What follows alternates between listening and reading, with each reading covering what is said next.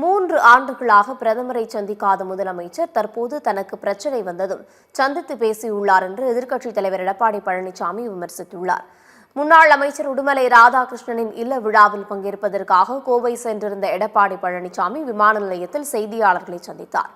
அப்போது நிதி மற்றும் பல்வேறு திட்டங்களுக்கு மத்திய அரசு அனுமதி அளிக்கவில்லை என்று கூறும் முதலமைச்சர் 3 ஆண்டுகளாக பிரதமரை சந்திக்காதது ஏன் என்று கேள்வி எழுப்பினார். எதிர்க்கட்சியாக இருக்கும்போது ஒரு நிலைப்பாடு, ஆளுங்கட்சியாக இருக்கும்போது ஒரு நிலைப்பாடு என திமுக இரட்டை வேடம் போடுவதாக குற்றம் சாட்டினார். அப்ப எதிர்க்கட்சி தலைவராக இருக்கின்ற பொழுது திரு மோடி அவர்கள் வந்தபோது கருப்பல்லு நோட்டிங்க. திரு ஸ்டாலின் அவர்கள் முதலமைச்சராக இருந்த பொழுது அவர் தமிழகத்துக்கு வருகின்ற போது வெள்ளைக்குடை பிடித்தவர் தான் இந்த முதலமைச்சர் ஸ்டாலின் அவர்கள். ஏன் கடந்த 3 ஆண்டு காலமாக பிரதமர் மந்தியை முழுமையாக சந்தித்து தமிழ்நாட்டில் கோரிக்கை வைக்கல?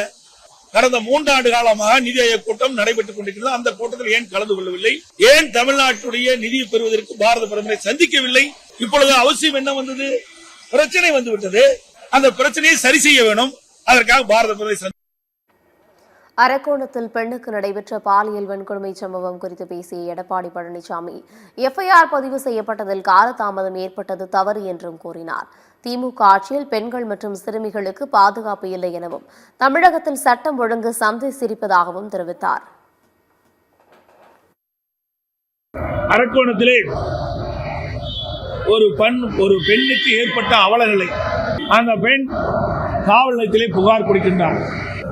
உச்சநீதிமன்ற தீர்ப்பின்படி அந்த பெண் கொடுத்த புகாரை அப்பொழுது எஃப்ஐஆர் பதிவு செய்ய வேண்டும். ஆனால் அந்த பெண் 7ஆம் தேதி காவல் நிலையத்திலே புகார் கொடுக்கின்றார். 10ஆம் தேதி தான் அந்த புகாரை பதிவு செய்கின்றார்கள். இந்த அரசு வந்த பிறகு நாட்டு மக்களுக்கு பாதுகாப்பில்லை, பெண்களுக்கு பாதுகாப்பில்லை, சிறுமிகளுக்கு பாதுகாப்பில்லை. இது எவ்வளவு